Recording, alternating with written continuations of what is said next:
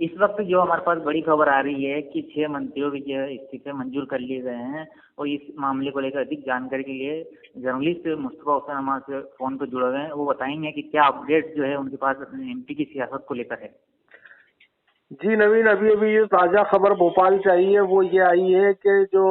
विधानसभा अध्यक्ष एनपी प्रजापति हैं, उन्होंने सिंधिया समर्थक जो 6 मंत्री थे, जिसमें इमरती देवी, प्रद्युमन सिंह, गोविंद सिंह, तुलसी सिलावट, प्रभुराम चौधरी और महेंद्र सिसोदिया, इन 6 मंत्रियों ने जो अपने इस्तीफे उनको भिजवाए थे, उन इस्तीफों को उन्होंने मंजूर कर लिया है। 2 दिन पहले इन्हीं 6 मंत्रियों को कमलनाथ जो मुख्यमंत्री है, उन्होंने राज्यपाल से बैठ करके मंत्रिमंडल से उनको बर्खास्त किया था, और आज उनके इस्तीफे भी मंजूर कर लिए गए हैं। इसका मीनिंग साफ तौर पे ये निकल के आ रहा है कि ये जो 6 जो विधायक थे, अब जो है विधायक भी नहीं रहे हैं। 2 दिन पहले इनको मंत्री पद से हटा दिया गया था, अब जो है विधायक के पद से भी इनको हटा दिया गया है। तो कुल मिला के अब इस कदम से साफ तौर पे दिखाई दे रहा है कि कमलनाथ सरकार अब जो है वो फ्रंट फुट पे आ गई है, और उसने ये कड़ा फैसला लिया है, ऑफेंसिव रुख दिखाया है। और मुझे लगता है कि ये रुख इसलिए दिखाया गया है ताकि जो दूसरे विधायक है उनको इस बारे में साफ तौर पे समझ पड़ जाए कि यदि वे भी पार्टी से बागी होते हैं या पार्टी के खिलाफ चलते हैं, तो पार्टी उनके खिलाफ भी इस तरह की कार्रवाई कर सकती है। जी नवीन।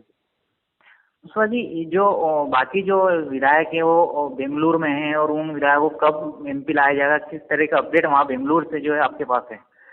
जी नवीन, आपने बिल्कुल ठीक कहा। जो कुल 19 विधायक इस समय बेंगलुरु में हैं, और बेंगलुरु में जो 19 विधायक है उनकी जो लामबंदी है, उसमें सरकार को ये लगता है कि लामबंदी इन 6 मंत्रियों द्वारा की गई है, और ये 6 मंत्री ही तमाम विधायकों को वहां लेकर बैठे हैं। ऐसी स्थिति में साफ तौर पे कमलनाथ सरकार ने इन 6 मंत्रियों को पहले बर्खास्त किया मंत्रिमंडल से, फिर इनकी विधानसभा के इस्तीफे मंजूर कर लिए। तो बाकी विधायकों को सीधे सीधे उन्होंने ये मैसेज दे दिया है कि वो अब इनके खिलाफ कार्रवाई करेगी। मुझे लगता है कि इससे एक बड़ा फायदा कमलनाथ सरकार उठाना चाहती है, और ये मैसेज देना चाहती है कि अब ये 6 मंत्री जब मंत्रिमंडल में नहीं रहे, तो वहां जो विधायक मौजूद है उनको जो सरकार उनको मंत्री बना सकती है, यदि वो कांग्रेस के साथ आ जाते हैं तो इस घटनाक्रम में ये दिखता है कि कमलनाथ के इस फैसले में एक तरफ खुली धमकी है, और दूसरा उसमें प्रलोभन भी साफ तौर पे दिखाई देता है।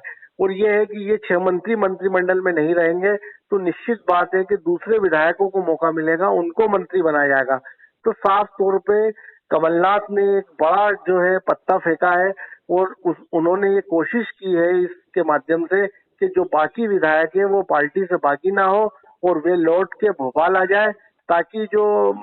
फ्लोर के ऊपर जो स्थिति बन रही है, जो फ्लोर टेस्ट के अंदर जो अल्पमत में जो कांग्रेस इन 19 विधायकों के जाने से दिखाई दे रही है, तो वो अपनी स्थिति मजबूत कर ले। और यदि कमलनाथ का ये